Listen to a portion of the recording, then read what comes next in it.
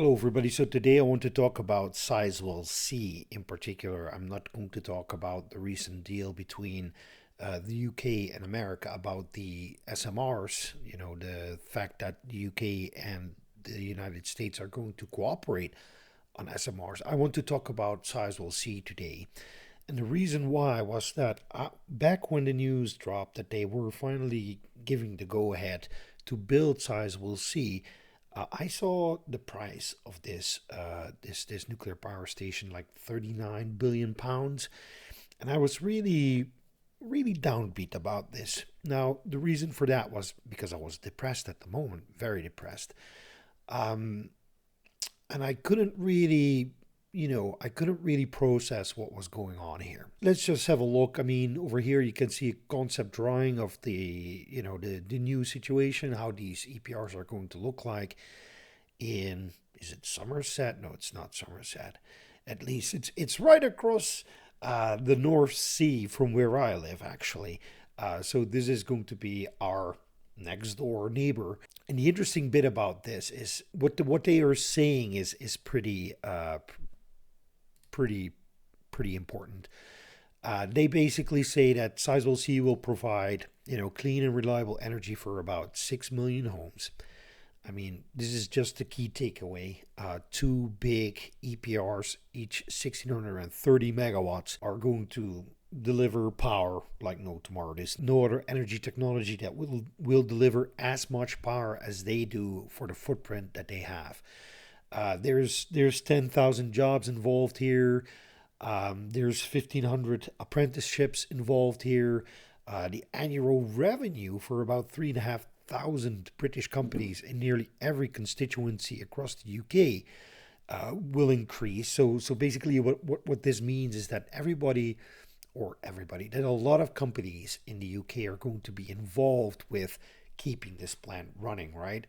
So that's very interesting. And then they say, okay, there's over, there's between 1 and 1.5 billion pounds in annual savings across the electricity system when the project is up and running. And the reason why many people don't get this is that nuclear power plants, whenever you build them, they reduce the need for other stuff.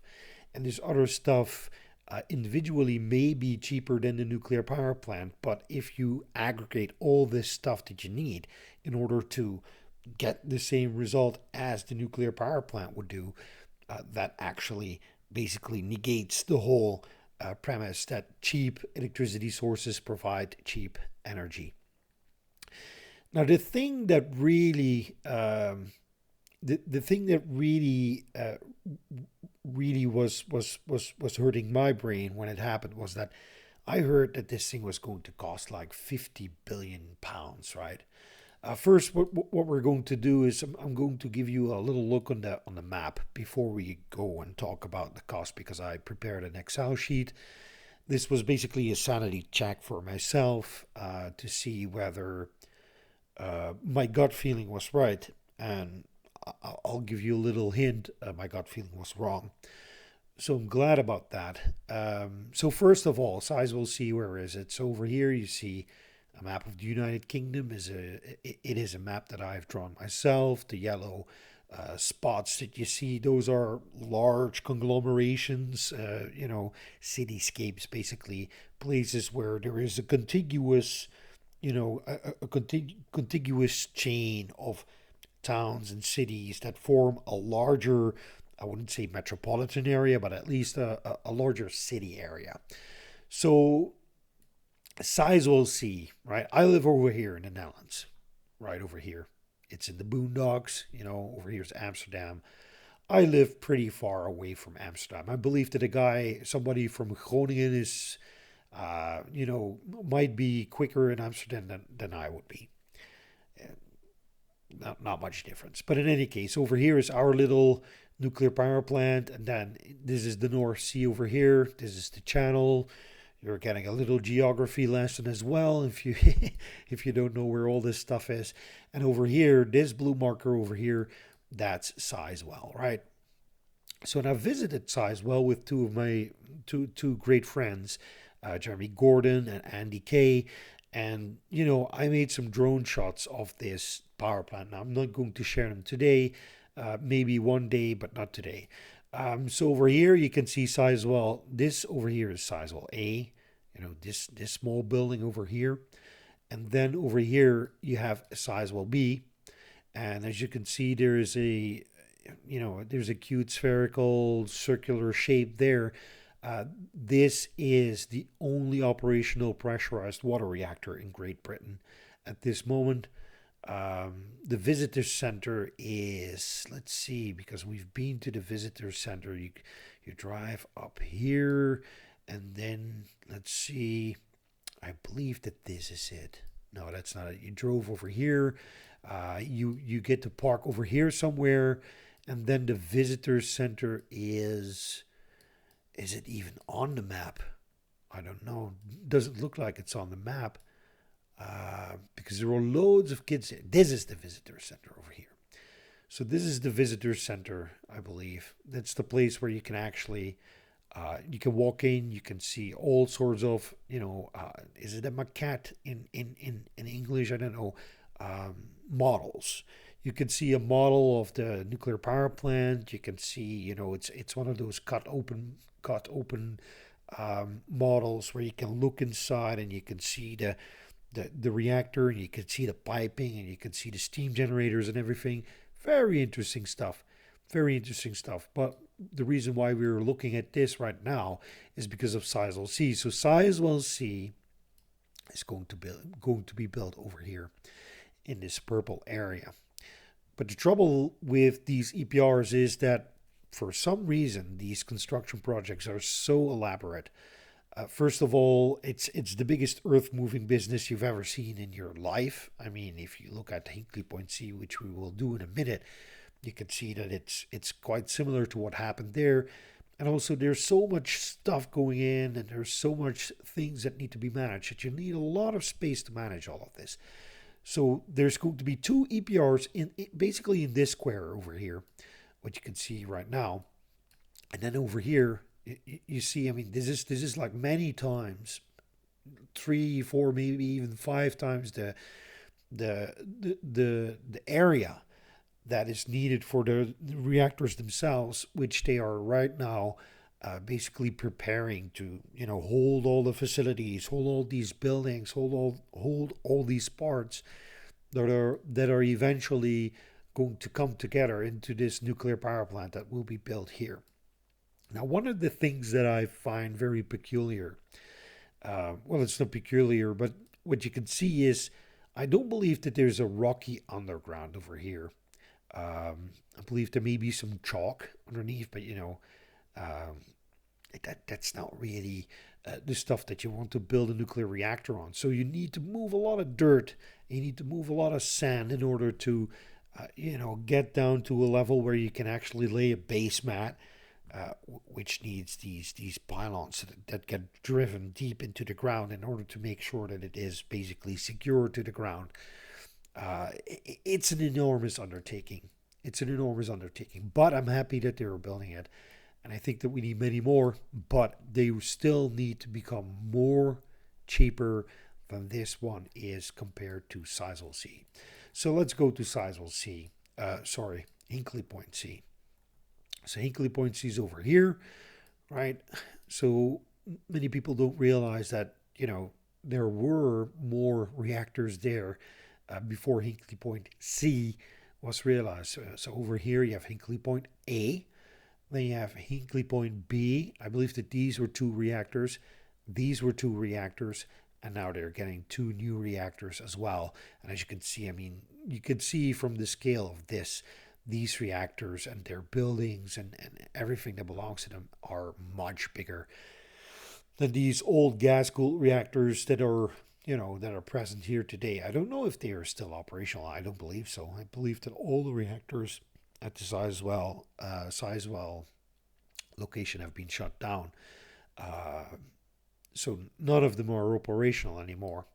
Now, this is an old picture because I believe that even the second building already has its roof placed, the top of the containment building. But it's interesting to see, right? I mean, you can see one of the 2 containment the tops of the containment building over here. You can see one of the tops of the containment building over here. And this, these EPRs to basically have a double shell. You have a steel containment, and then you have a little bit of space. I don't know how much space it is, whether it is a meter or half a meter or 2 meters. I don't know, but you have space in, and then you get a second steel uh, containment vessel, basically a containment dome, and then over that will be laid this half meter or meter thick concrete building that is going to make sure that the containment building is secure. I mean, these are really impressive construction projects, but I also believe that that is one of the problems with the EPR, that that this is one of the reasons why they are reasonably expensive in Europe. And I believe that there is this ETI cost comparison thing. Let's see, the ETI cost drivers report, which was written by a friend of mine, Kirsty Gogan. And if you go towards, obviously this is the page that I open every time whenever I go to this report. I really believe that you should read this, the ETI cost drivers report. It's already a couple of years old, but it gives you some insights into, what the makeup is of the cost of a nuclear power plant. And what you see over here is the genre cost comparison, which basically means that uh, they've created a meta power plant, right? This is not a specific power plant. This is a meta power plant that's built up out of the averages of all the different power plants that were built in conventional Europe and North America. And over here on the right hand side, you can see an aggregate of or an average of the nuclear power plants that were built in the rest of the world. And what really strikes me as something which is a big, huge problem in the West is, first of all, financing, which is this yellow block over here. You can see this yellow block over here is like 4, maybe even 6 times larger than the yellow block in Asia, which basically means that just financing the plant in Europe and in North America is incredibly expensive. The second really big block, you've got the owner's costs, obviously, but then you get this blue block, indirect services cost, right? It's just pushing paper. That's all it is, pushing paper. It's incredible. You're paying for consultancy. You're paying consultancy fees. Uh, you're paying for all the work that you need to do in order to make the case to the nuclear regulator that you're safe. Um, and there's probably a couple of other government instances, government entities that want to have peace of mind and say you have to basically tell us that you know what you're doing and that you know what is going to happen, in which case, whenever, at any time in this plant's lifetime, basically. So this is only paper. So the interesting bit is over here. You have this dark green, this dark blue, and this brown. The equipment costs for a European or a North American nuclear power reactor are the same as in the rest of the world. So the equipment, there's no significant cost increase in terms of equipment.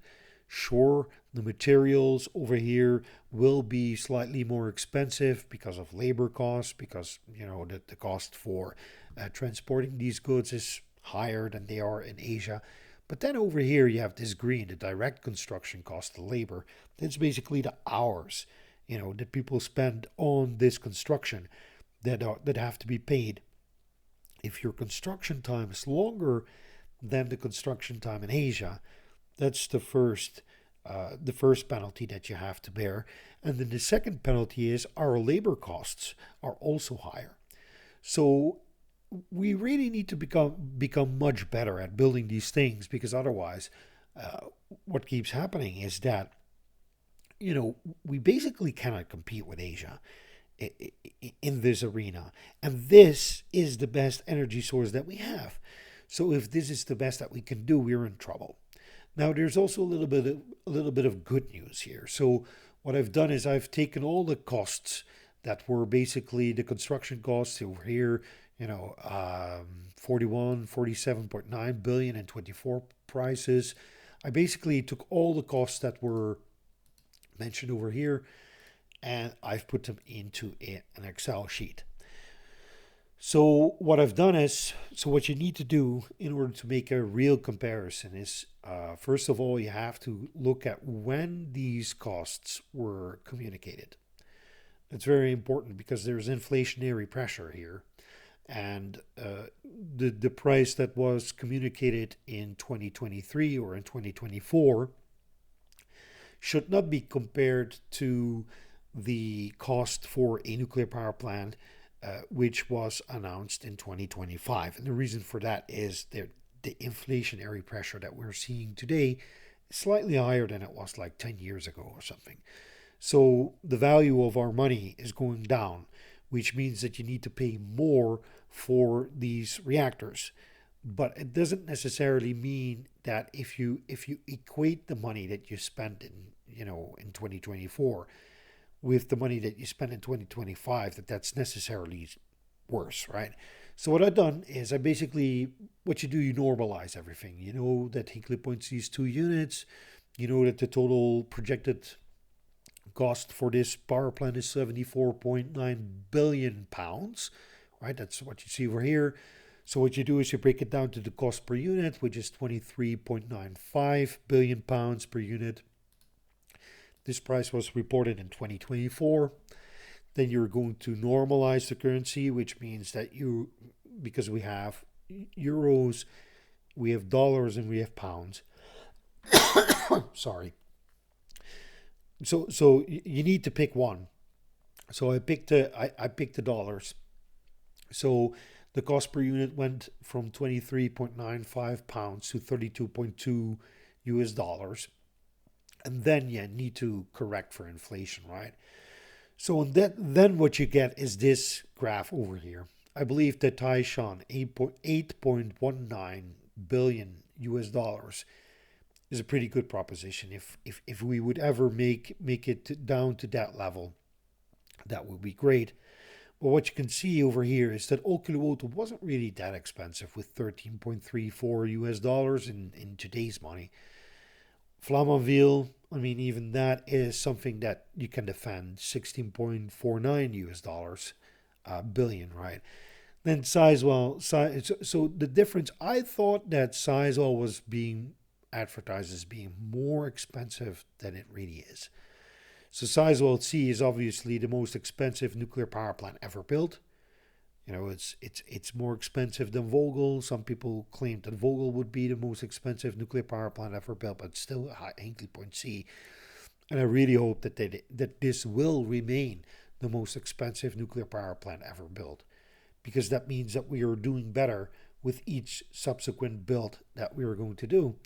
And Sizewell C over here, so they announced that they expect that it's going to cost 38 billion pounds, right? If you normalize that to US dollars, that would mean that each unit would cost 25.20, let's say 25.5 billion pounds. That's still a lot. I mean, Flamanville and Olkiluoto are cheaper, but I believe that there is a reason for that. So let's just take a look, right? We're going to the map again. So first of all, just look at the scale. Look at the scale of this construction site. I mean, it's 1.63 square kilometers, which is huge. It's really a huge construction site. Let's go to Sizewell C. This is Broadwell. We don't need Broadwell. We need Sizewell C. So the area that is being used to construct Sizewell C is 1.87 square kilometers. It's not a giant. It's not going to push the figure up if we need to use more square, if we need to use more area per construction, right? I mean, that's not really a thing. But what is a thing is the volume of civil works that needs to be done.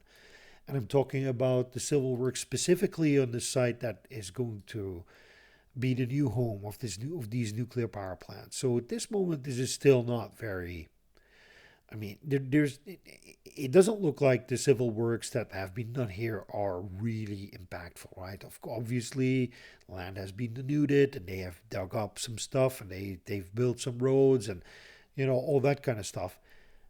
This doesn't look that impactful to me. So, but still, it's the most earth moving that you will ever see.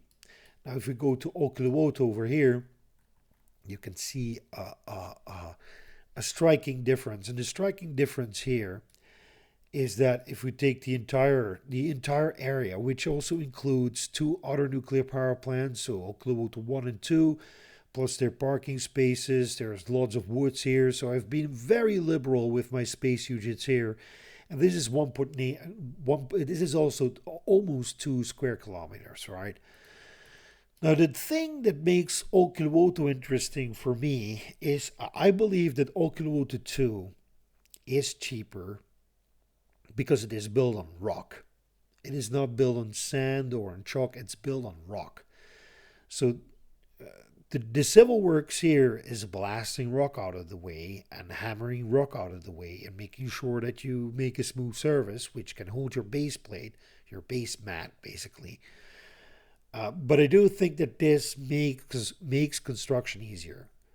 I think that Olkiluoto 3 being cheaper than Sizewell C and Hinkley Point C is not a coincidence. I do honestly believe that the amount of civil works that has to be done to construct one of these, it does matter.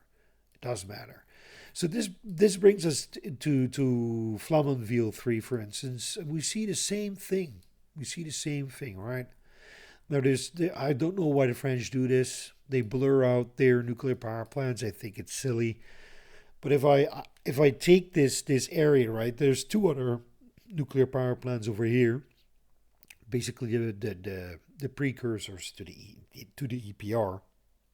These are French pressurized water reactors. But the entire space is only 1.37 square kilometers. And I believe that this is built on rock, mostly rock. Now, it could be chalk as well, because you have these falaise rocks all over the place. So maybe I'm wrong. Maybe I'm wrong. I'm not an expert in these matters, construction and everything. I'm a nuclear I'm somebody who talks about nuclear because he thinks that nuclear is the key component to building a prosperous future. And I can tell you why we need nuclear. I'm not the expert that tells you, okay, this is going to be better than the other one because of some obscure reason that only nuclear engineers get or civil engineers get. But in any case, I believe that this thing is built on rock, mainly built on rock. So those are things that I believe do matter in this question. Now we're going to Taishan. Let's see. I still have my Taishan search marker there. Let's zoom in. I hope that you don't get dizzy when I do this. Now, what you can see over here, so this is 2.5 square kilometers. But in China, that doesn't matter. China has space, enough space. What they do, they excavated a whole mountainside over here. As you can see, all these layers, right? These rows.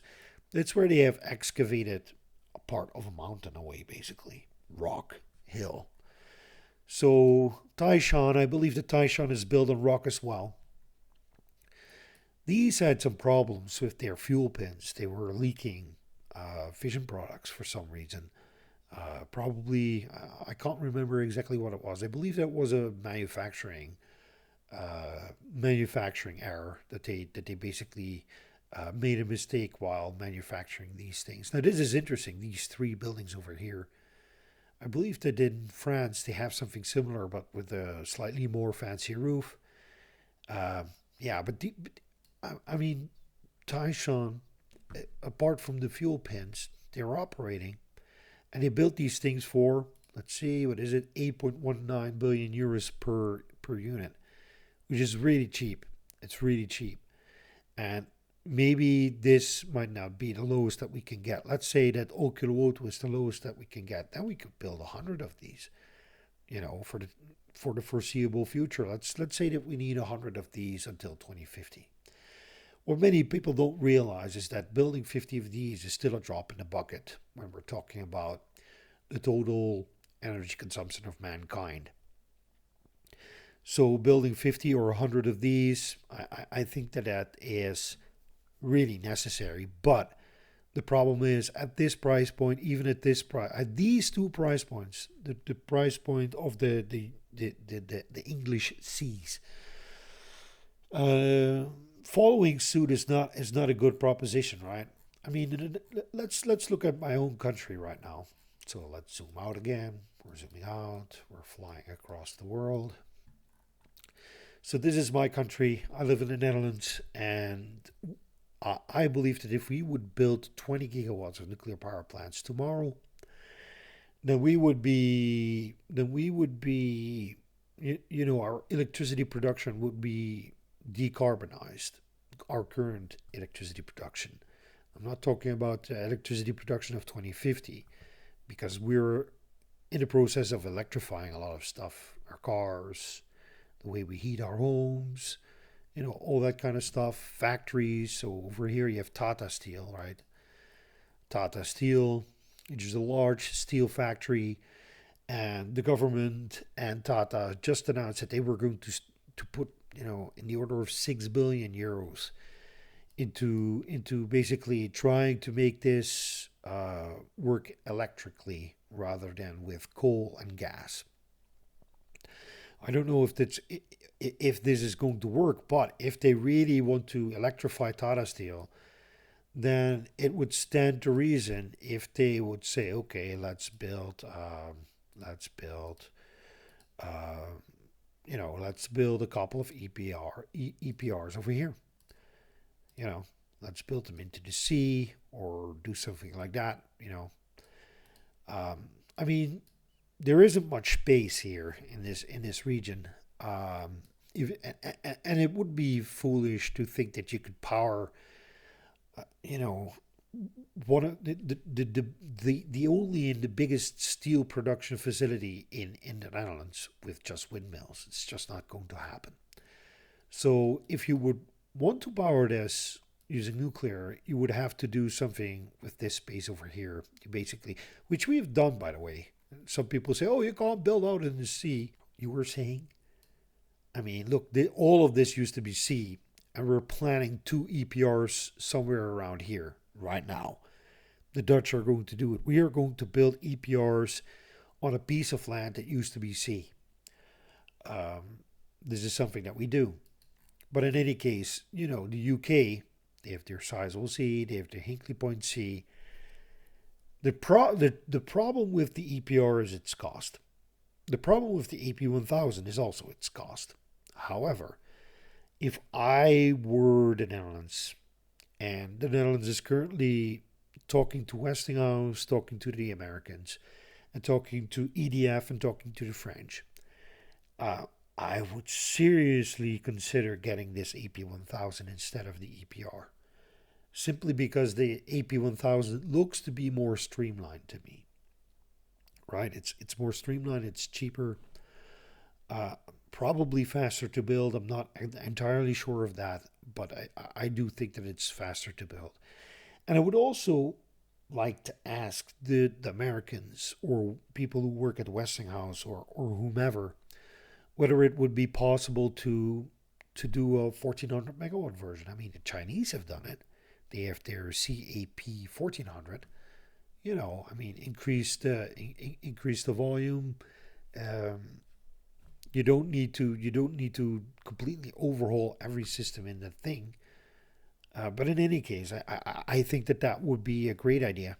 Offer us a 12, 13, 1400 megawatt version of the AP1000. But what is going to happen is they will stick with the AP1000 because doing all the paperwork in order to do this 1400 megawatt AP1000 or AP, Advanced Pressurized Water Reactor, is probably cost prohibitive. It's something that will take another 8 to 10 years in order to get it qualified and in order to get everybody on the same page, in order to get somebody to pay for it, to build it. I mean, the United States says that it wants to build 10 large nuclear power reactors in as quickly as possible. Um, it's going to be AP1000s. I just can't see any other reactor being built in America that is 1,000 plus megawatts. It's just not going to happen. So yes, do I think that we need more EPRs, AP1000s? Yes, we need a heck of a lot more. But I also think that if we figure out how to do these SMRs quickly, on time, in budget, on budget, uh, if we can build, let's say, an SMR within 2.5 years, and let's say that it costs tops 5,000 US dollars per kilowatt, right?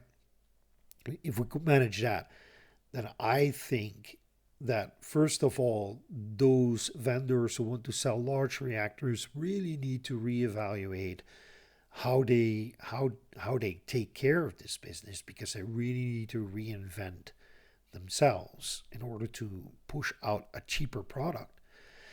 Because otherwise, it's entirely reasonable to expect that by 2040 nobody will be building 1,000 plus megawatt reactors anymore. If you can get like a 2 or 3 or 400 megawatt reactor in 2.5 years, I mean, I can't see how it is going to be. I mean, I get what people say, the economy of scale. I, if you have, for instance, let's say in the Netherlands, we have a 485 megawatt pressurized water reactor. It's right over here, right? This is our pressurized water reactor. We only have one nuclear power plant in the Netherlands. 485 megawatts. It has a lot of German siblings, which unfortunately don't operate anymore today. All of those are like 1,000, 1,200, 1,400, 1,450 megawatts. All of those are bigger than ours is. But they all share the same internals. So you have this gantry, you have this large lift on the outside, right? That is used to bring in new fuel and get old fuel out and bring in new components. You have this airlock over here. You have an airlock over there. You have your spent nuclear fuel pool. There is a giant gantry crane inside here that is used to lift out the lid that comes off the reactor pressure vessel. Then it is used to shuffle all the fuel around. Sometimes if there is if you need to refresh the fuel, you could take old fuel bundles out, park them in the spent nuclear fuel pool, get new fuel, fresh fuel, and put it in. I mean, all that equipment that's in there, you need to pay for it. And the larger you make your reactor, the more volume in revenue it can generate. You catch my drift? So all this equipment basically weighs down the profitability of the plant. But I always say, simply because our 485 megawatt reactor is profitable, I always tell the people who say, no, we only need to build large reactors, we don't have to do anything with small modular reactors anymore. I always tell them, listen, a small modular reactor is good enough when the price is good enough. It doesn't have to be the lowest price. The price has to be good enough. I mean, the lowest price you get with solar. And if that's the way we go, you and I both know we're not going to build a society, a civilization that is 100% solar powered. Simply not going to happen. So the small modular reactor that is cheaper than the entire system of solar panels, windmills, hydrogen gas generators, all the 500,000 miles of cables that you need extra. A simple SMR is cheaper, and that's it. So this was my personal sanity check about Sizewell C, especially this. Yes, it should come in cheaper than Hinkley Point C. I shouldn't have despaired because of my depression, and I saw the news and I couldn't really process what was going on. I have to get back to what I like to do, and I really would like to suggest that you do the same. Whenever you see anything in the news, don't listen to your primary reaction. Fire up Excel, figure out what the key aspects are that you need to compare, and then start comparing. Make simple comparisons like I do. Try to figure out what's in the news, what are the figures that the key figures that you need to address. Start thinking about it and then work it out. Work it out. I mean, I do it because I want to know whether the stuff that I see in the news and the stuff that I read in the news, whether that is, whether the assumptions are correct, whether the conclusions are correct. And, I would have loved to be in academia, but obviously with my depression, that's simply impossible. So this is the best I can do. Now, if you want to support me do the best that I can do, first leave a like on the video because that really helps my channel out because it pushes these videos onto, basically it tells the algorithm that these videos are worth watching. I know that this is dry stuff. It's not for everybody. It's not exciting. It's not Mr. Beast or whatever. It's that simple. I try to explain the things that I see, that I have questions about, and I hope you have questions about as well. And if you haven't already subscribed to the channel, and if you want to support me financially, because I really make little money of this YouTube racket that I'm doing. I only have disability benefits, which is not a lot. If you want to support me, go to my Patreon or give me a tip over PayPal. In any case, thank you all for watching. May the strong force be with you. Bye bye.